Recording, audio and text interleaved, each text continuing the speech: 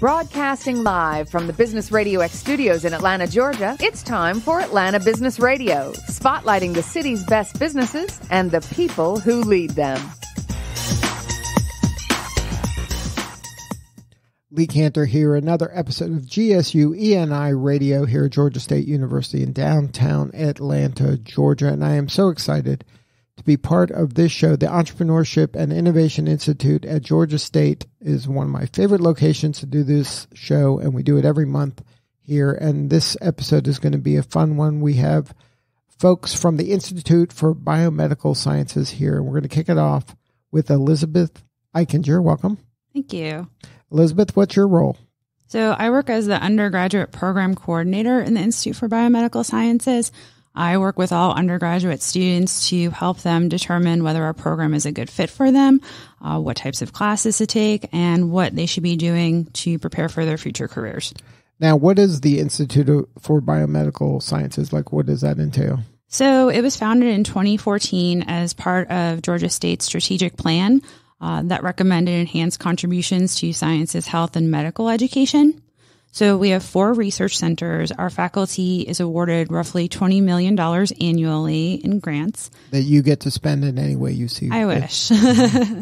And some of our more prominent work includes research on the flu, Ebola, RVS, and inflammation. And recently we secured a lab that's examining STIs, more specifically gonorrhea. So a few years ago in fall 2016, after doing research primarily for a couple of years, we went into the educational realm, first offering a master's degree in biomedical enterprise. And then in fall 2017, we followed up with a PhD program. Lastly, in spring of 2019, we began offering a Bachelor's of Interdisciplinary Studies in Biomedical Science and Enterprise with classes that started this semester. So that's the program that I work with specifically. And if you are a current Georgia State freshman or sophomore, it's not too late to jump in our program. So now these are people that are going along in biology or in the sciences. Like, how do they get involved in this kind of? So there definitely needs to be some aptitude for science in our program. You do have a strong science foundation. We pair it with classes here in the Entrepreneurship and Innovation Institute, as well as classes about philosophy and ethics, because a lot of improvements in human health are related to ethics, and there are a lot of legal boundaries that one must know about to be successful. And then within the Institute for Biomedical Sciences, we offer coursework that ties together all of these elements to really give our students a foundation in the healthcare ecosystem and all the roles that fit into it.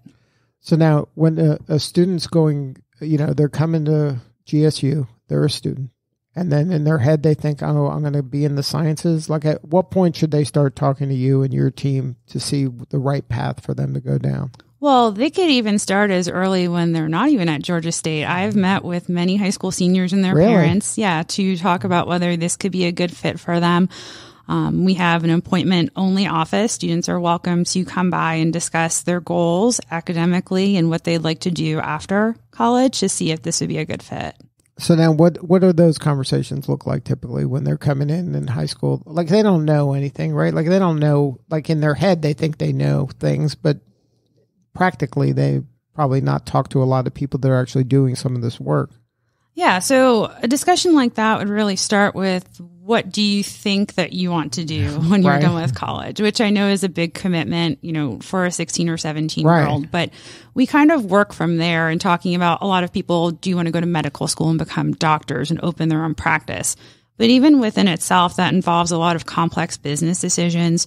Where do you put your business? How people pay for healthcare, which is definitely a hot topic today. And today it might be different in 7 years, right? Exactly. So, also the legal implications, like how do you train your staff and HIPAA? So it's something that to them might look very straightforward, like, oh, this is a science career, but being a doctor who owns their own practice definitely takes into account an interdisciplinary perspective. And then also, if you want to be a researcher, that's a different animal too. Exactly. So research, you might be tinkering away in the lab and you have success there, but the next step would be to speak to investors and to commercialize it. Exactly. So, you can't be proficient in just science. Like, you have to have presentation skills, communication skills, all of these things that are outside of just this very narrow focus of an academic discipline. And then is that where you come in to help them navigate some of that? Yeah. So, we kind of talk through their goals and where they see themselves. We are very professional development oriented in our programs. Our master's program, which has been around for a few years, is very similar to our bachelor's program in terms of its structure. Within those classes, industry professionals are actually coming in to speak to our students to discuss their career paths and how they can chart their own path to pursue a similar career. We also encourage students at the bachelor's level to complete internships. At the master's level, they're required to do so. Mm-hmm. So we try to put them in contact with people who they've identified an interest and a passion to go into these specific fields. And then what does kind of an internship look like in the bachelor's level?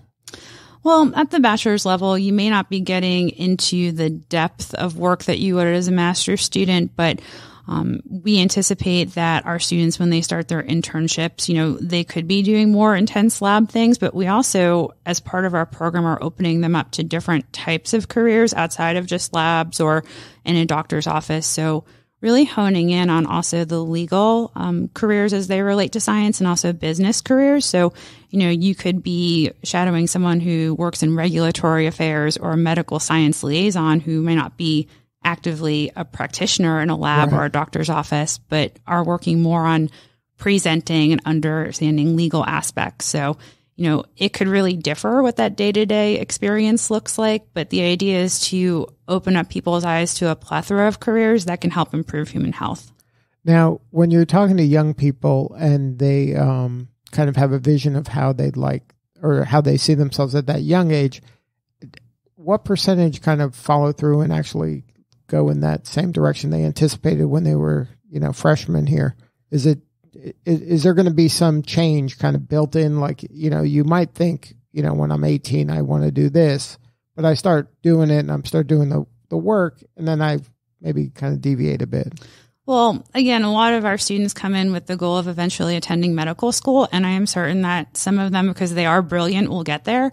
But the reality is that every year, only 39% of applicants are accepted to medical school. Really? Yes. So a lot of people... That's not usually in the brochure, right? No. And, it's not a matter of this is a plan B or a fallback plan, but it's really considering a variety of roles that you could be passionate and excited about, that are outside of just medical school. Or even if you are the person who goes to medical school and loves it and is passionate about it, how does the rest of your career look? Are you going to, work in a hospital, have your own practice? Or are you going to, help develop a medical device that can save lives or improve people's day-to-day quality of life? It's not just your initial step that you take out of college, but it's more thinking long-term in terms of future-proofing your career and maybe some of the next steps that you can take.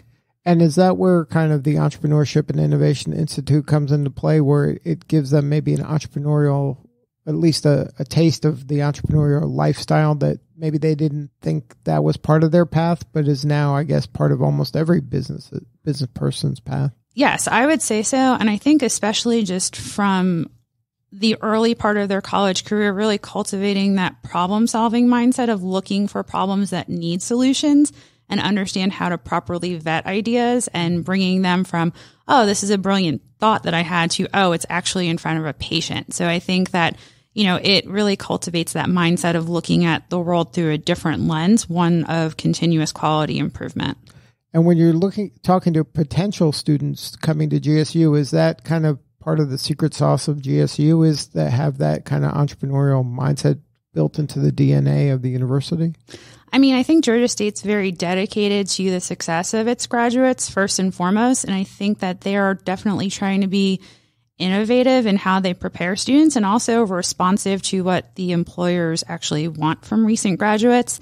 I have some research with me. Peter Capelli is his name. He is a professor at the Wharton School of Management, and he has done research in regards to how employers perceive the skill sets of STEM grads. And while, one would think that they would be more focused on their technical knowledge, it's really the transferable skills, the leadership abilities, the persuasive communication, teamwork that they feel that these graduates are lacking. So, by having students take classes through the Entrepreneurship and Innovation Institute, by taking classes related to legal and ethical aspects of or biomedical public speaking, science. presenting, all these kind of maybe softer skills. Yeah, they don't realize that, we're actually cultivating them to be more marketable. Right. So, and it's a lot of times they think like, look, I'm knowledgeable, I have the information, but some of these other skills are important because that becomes table stakes at some point, right? It's just the knowledge. When everybody's coming to the table with the same foundation in terms of education, it's like, what is it that makes you unique for opportunities? Right.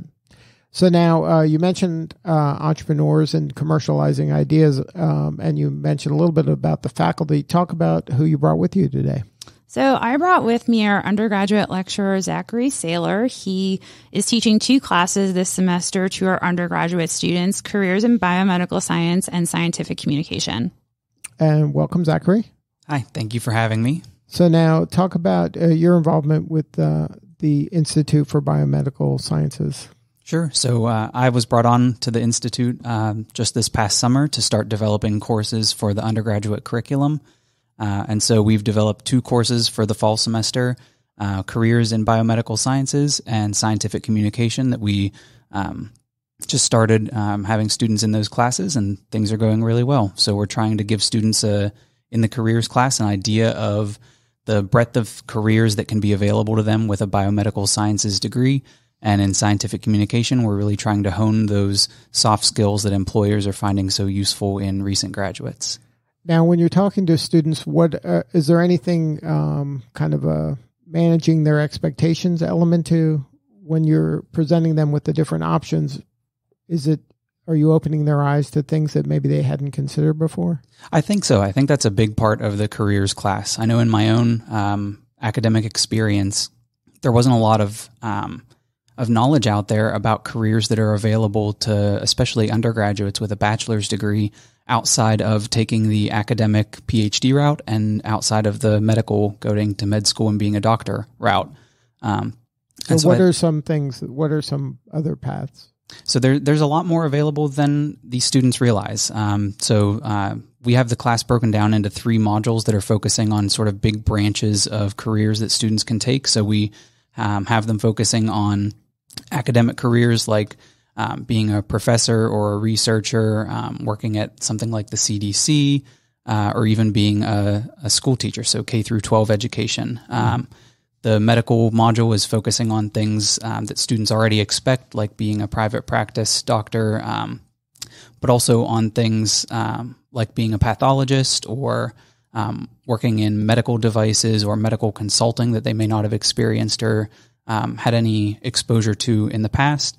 And then finally, the business and law module, where they're getting exposure to developing scientific entrepreneurial ideas and technology transfer, regulatory affairs, those kind of things. So now what brought you to GSU? So I think it's a really interesting program. The Institute has the unique ability to be very flexible and innovative in the way that they develop their curriculum and teach the students. And that was something that really attracted me to the program, the ability to really experiment with my own pedagogy and teaching techniques and deliver the best experience that I could to these students. And what drew you as a young person to this career path? So that was something that I actually sort of, we talked about students finding their way in their career and using the undergraduate education to maybe manage their expectations and find out what things may or may not work for them. So as an undergraduate, I was actually pre-med for a long time. And when I shadowed a private practice doctor, I discovered that really wasn't a path that I could see myself in. So as a young person in your head, you're like, I'm going to be a doctor. Yeah, exactly. Right? So you're like heads down, I'm going to be a doctor. And these are the classes I take and this is what I do. Yeah. But it wasn't until you actually shadowed a doctor where you're like, oh, this is what a day in the life of a doctor. Like that was a big eye-opening experience for you? Exactly. And you realize when you do those one-on-one shadowing experiences that maybe that's not the thing for you. But how far along were you? Like if you would have shadowed them at 16, would you have maybe chosen a different career? I think so. I think the earlier that you can get that experience, the better off you're going to be. I think your interaction with the careers, especially something like doctor or researcher, is very limited to what you're watching on TV. Exactly. So yeah, you're not seeing what it's really like. You're seeing what sort of it's portrayed as, and that's not a a real expectation. Exactly. So now when that happened and you shadowed the doctor and you're like, is this really what it, like, were you like, what have I done now where I'm so far in? Like, were you kind of panicked? Like, what were you thinking at that time?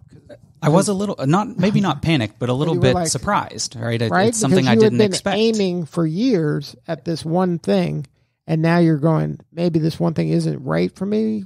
Exactly. And so you have to just reevaluate what you thought you liked and what you have maybe now discovered that you don't like as much as you thought you did. And I was fortunate to be able to get some undergraduate research experience that led me down the academic path. Right. And you're like, wow, this feels better. This is a better fit for me personally. Yeah, exactly. And then that's what you're trying to help your students with, right? To make those decisions quicker and more effectively. Yeah, and so the Careers in Biomedical Sciences class is really focused at the beginning of the curriculum that these students are going to take so that they get a really early exposure to what these career paths are really like. And we're giving them that exposure through speakers who are people who are professionals in those careers and can really say, I know this is what you expect this career to be, but let me tell you what I actually do every day. The bad, the ugly, kind of as quickly as possible, so you can make an informed decision. Right, and then they still have some time to reevaluate their priorities in line of the new data that they've discovered. Now, Elizabeth, sometimes people are like, I make these that's a big shift. I mean, you were lucky that there was an opportunity to shift into something that was still in the field, but sometimes do people just say, forget it, I'm out of the sciences altogether? I mean, does that ever happen, or is there kind of science-minded, they're staying kind of in that lane?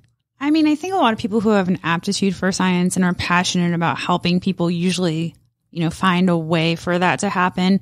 In the outreach that Zach and I have done to secure speakers for the undergraduate class and also build our network, we hear a very common theme over and over again from these accomplished professionals. And I didn't know my job existed when I was an undergrad, which, they are very successful now. They work in lucrative and rewarding areas, but, the power of information and knowing your options, it's like, how could you have steered things a little bit differently? What aptitudes could you have trained a little bit better? Right. And I mean, these people are not unsuccessful by any means, but it's really just a matter of, someone not feeling like they can't find a spot. It's learning about all the different roles in the healthcare ecosystem because it really is so broad. And it changes so rapidly. Yes. And I think that's another thing to note too, is that, as technology really takes over more mundane tasks that we do, it's the human brain power, the add-on, the looking at things from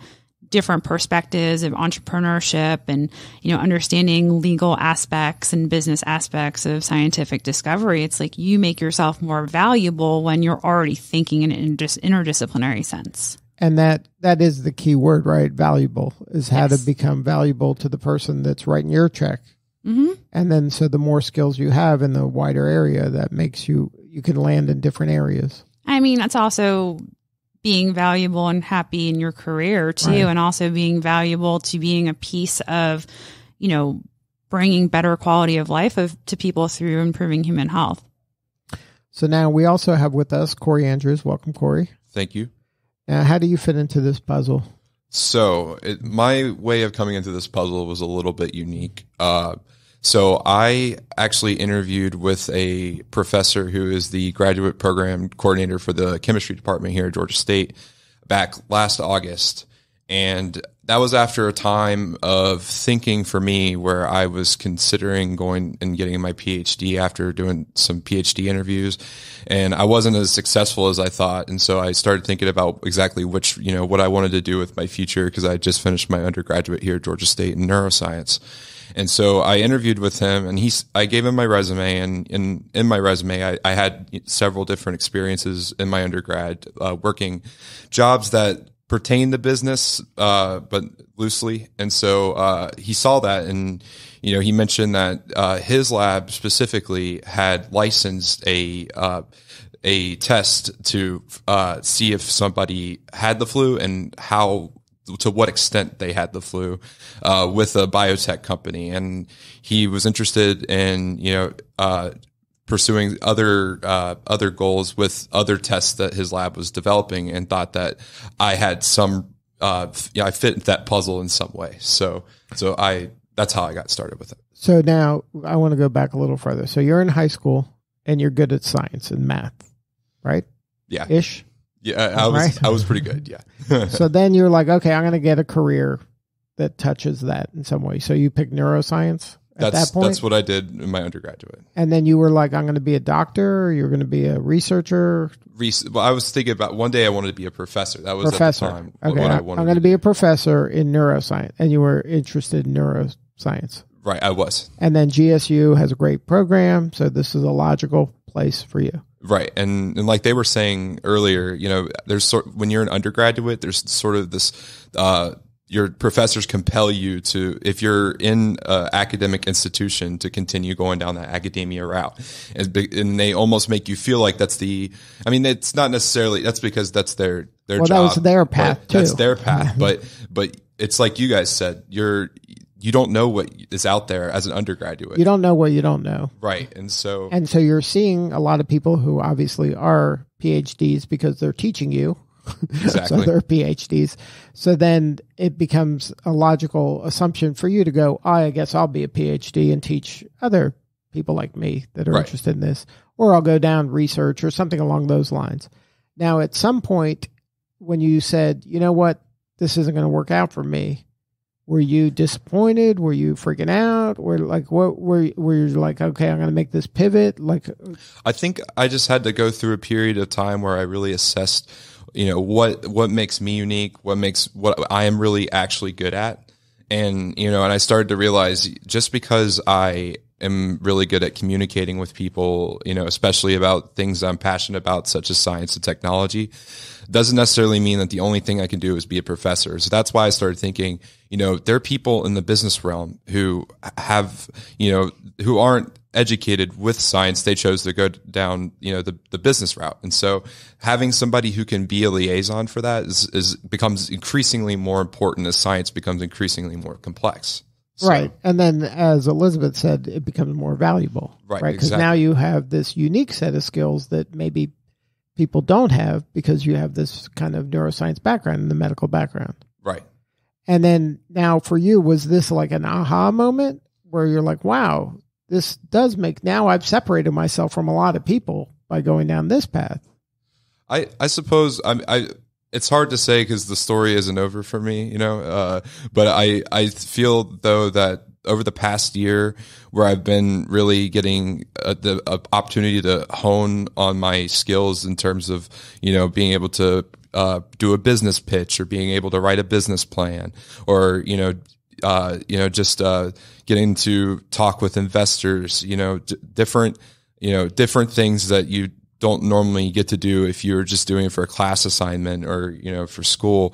It really does. I've been reflecting a lot about it lately, and it really does feel, like I've gaining skills that, I wouldn't necessarily have the opportunity to get otherwise. So it's exciting. I really am excited about it. Well, I think it's a wonderful example of you're going down. This is business is pivoting. You have to, when you get new information, you have to make changes. So you got new information. Now you're making changes and pivoted, but you're still using basically the same stuff you knew, but you're just kind of reframing it in a slightly different manner that makes you more valuable to this. Now you're with an organization, or you're starting an organization called SafeStrip, where they're able to take your skills and plug it into this puzzle to help them achieve their goal of. Tell us a little bit about SafeStrip. All right, I'll tell you. Okay, so it's super fascinating. So the way that glucose meters work is essentially you take a sample of blood and you put it on a test strip,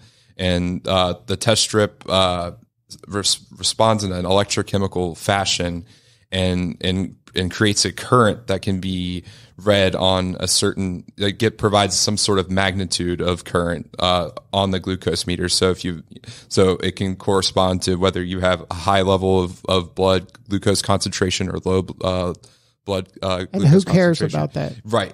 So diabetics. So diabetics typically use those glucose meters. But what our lab's been able to accomplish is essentially creating a probe that can repurpose the glucose meters to read other biomarkers that are implicated in illnesses, diseases, medical conditions, what have you. So beyond diabetics. Beyond diabetics. Right. And then, so where's the opportunity for that? So the opportunities for that include being able to provide fast and simple diagnostic devices for people that may live in areas that are dead zones and don't have a lot of medical coverage, or even third world countries.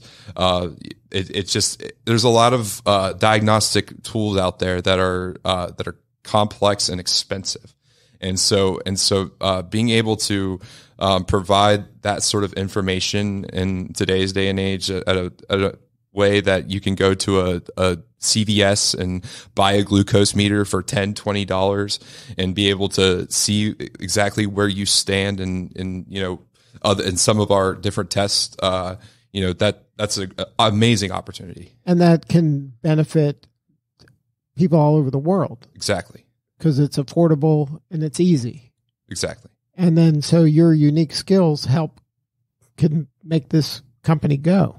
I believe so. So now that's a big departure from where you started as I'm going to be a professor, right?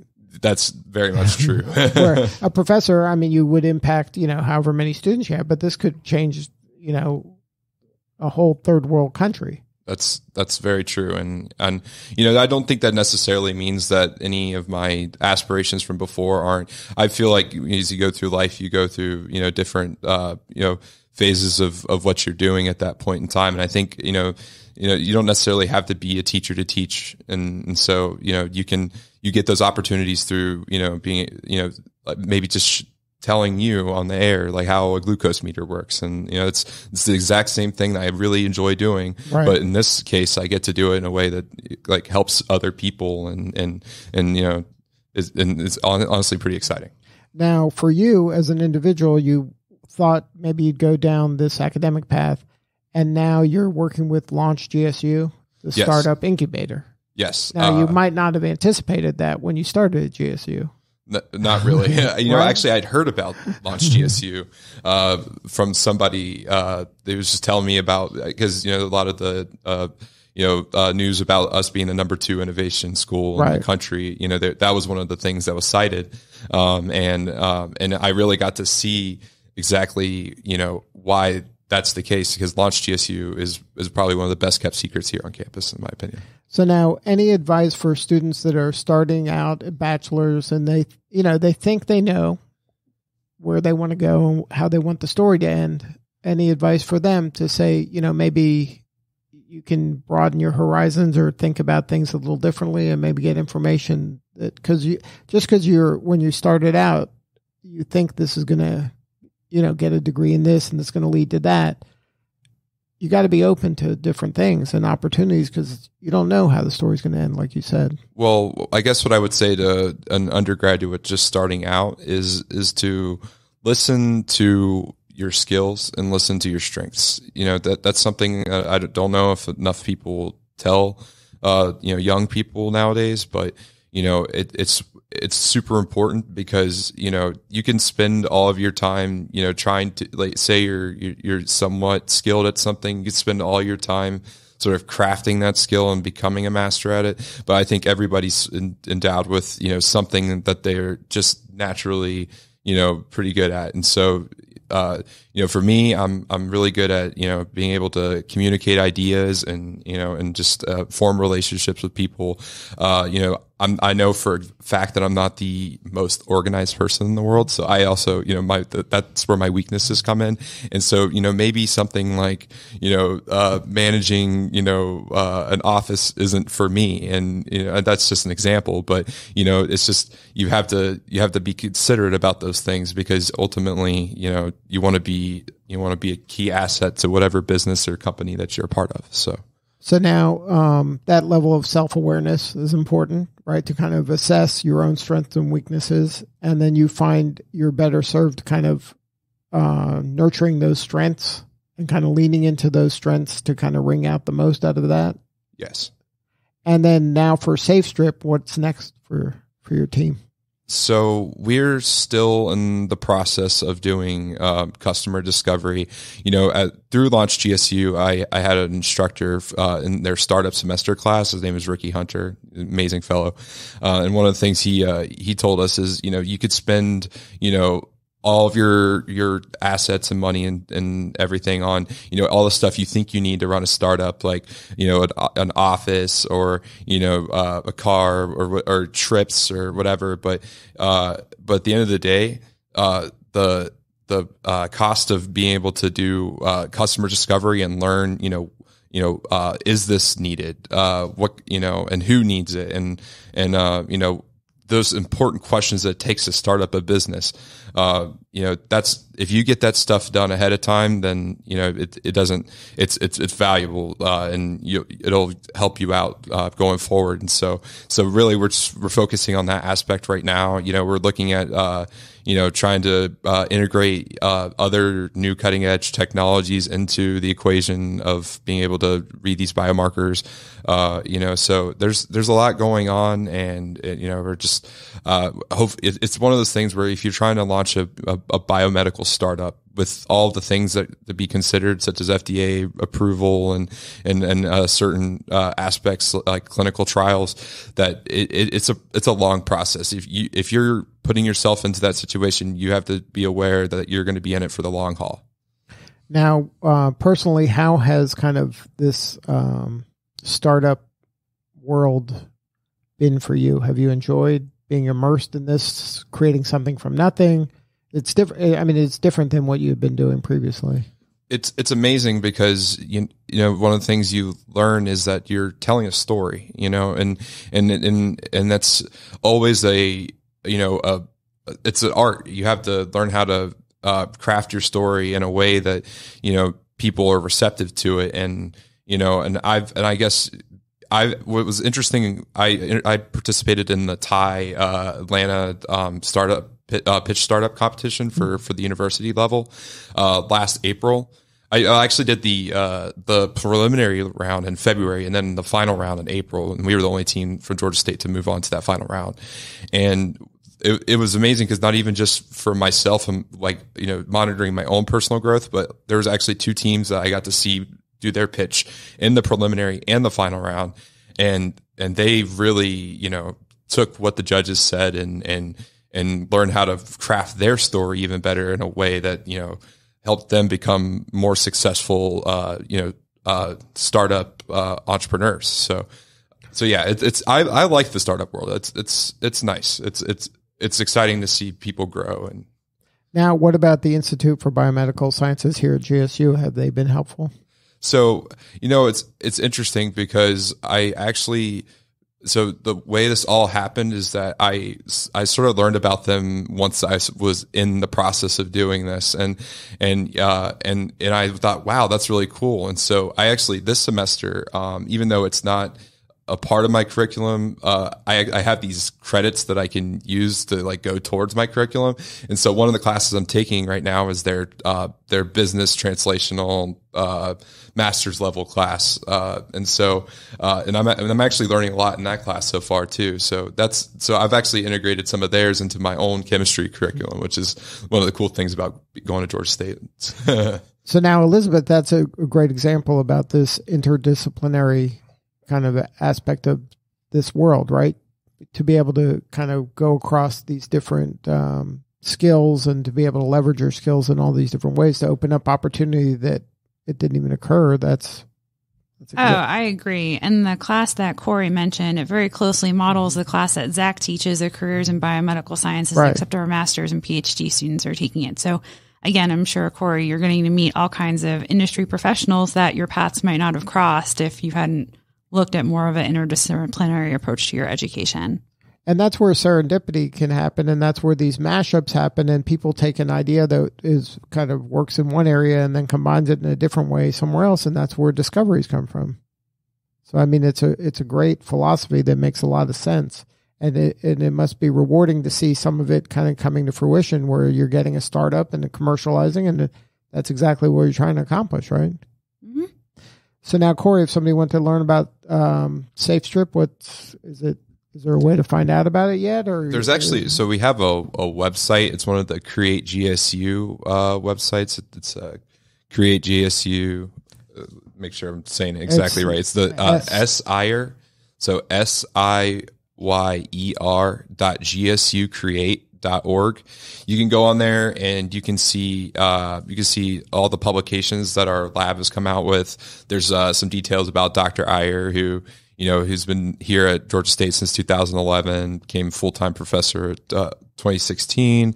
And, he's with the Center for Therapeutics and Diagnostics. And so it just has a bunch of information that people can learn about exactly how this mechanism works and, and exactly, what we're doing currently and what we plan to do. So good stuff. And Zach, for you to see somebody like Cory kind of do this, that's kind of speaking to your work as well, right? It is. It's, excuse me. It's really exciting. Because Cory, you mentioned that some of the things that really drove your sort of what made you personally enjoy the startup world was seeing people grow and watching people learn and things like that. And that really mirrors some of the things that I enjoy about being a lecturer, about being a teacher. And so I think that you can kind of throw that back to getting exposure to a couple of different careers early on and then playing to your strengths. So you may find that you're really good at communicating and you like to see people learn, but there might be things about being a lecturer that don't appeal to you, and you can transfer those skills to another career that if you didn't have exposure early on through a course like we're offering, you may not have even known about. And then those skills may have sort of fallen by the wayside if you don't know what to do with them. So I'm happy to see that you've found a niche for your unique skill set that really plays to your strengths and is personally fulfilling. That's exactly the kind of thing I'm hoping for all of my students. Thank you. And then, Elizabeth, if somebody wanted to learn more about the Institute for Biomedical Sciences, they can visit our website at biomedical.gsu.edu or follow us on LinkedIn, Twitter, or Facebook, GSU IBMS. And then you're open to talking to students as young as high school to... Oh, yeah, of course. I've met, like I said, with many high school students and their parents and just kind of helping them determine whether this is a good fit for them. It's really all about understanding how you fit into the healthcare ecosystem, not necessarily that we have a degree for you. Right. And that's the beauty of this. Good stuff. Well, thank you all for sharing your story today. Thank you. Thank you. All right. This is Lee Cantor. We'll see you all next time on GSU ENI Radio.